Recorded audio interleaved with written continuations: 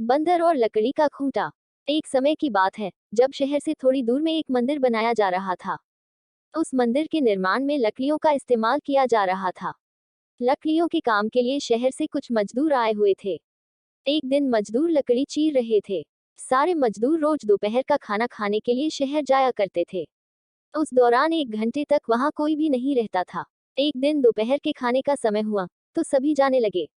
एक मजदूर ने लकड़ी आधी ही चीर थी, इसलिए वह बीच में लकड़ी का खूंटा फंसा देता है ताकि दोबारा चीरने के लिए आरी फंसाने में आसानी हो। उनके जाने के कुछ समय बाद बंदरों का एक समूह वहां आ जाता है। उस समूह में एक शरारती बंदर था जो वहां पड़ी चीजों को उल्टा पुल्टा करने लगा। बंदरों के सरदार ने सभी को वहां रखी चीजों को छेड़ने से मना किया।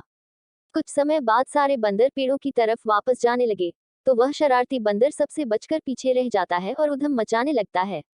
शरारत करते करते उसकी नजर उस अधरे लकड़ी पर पड़ती है जिस पर मजदूर ने लकड़ी का खूंटा लगाया था।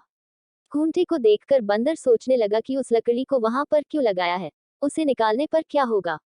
फिर वह उस खूंटे को बाहर निकालने के लिए खींचने लगता है।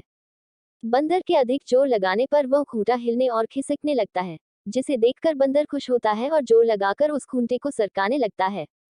वह खूंटे को निकालने में इतना मगन हो जाता है कि उसे पता ही नहीं चलता कि कब उसकी पूंछ दोनों पाटों के बीच में आ गई।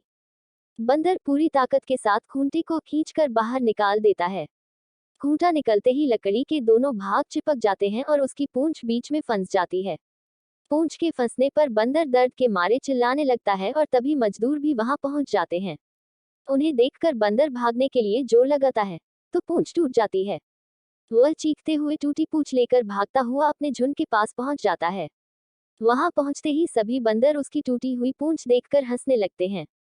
इस कहानी से हमें ये सीख मिलती है कि हमें न तो दूसरों की चीजों के साथ छेड़छाड़ करनी चाहिए और न ही उनके काम में दखलंदाजी करनी चाहिए।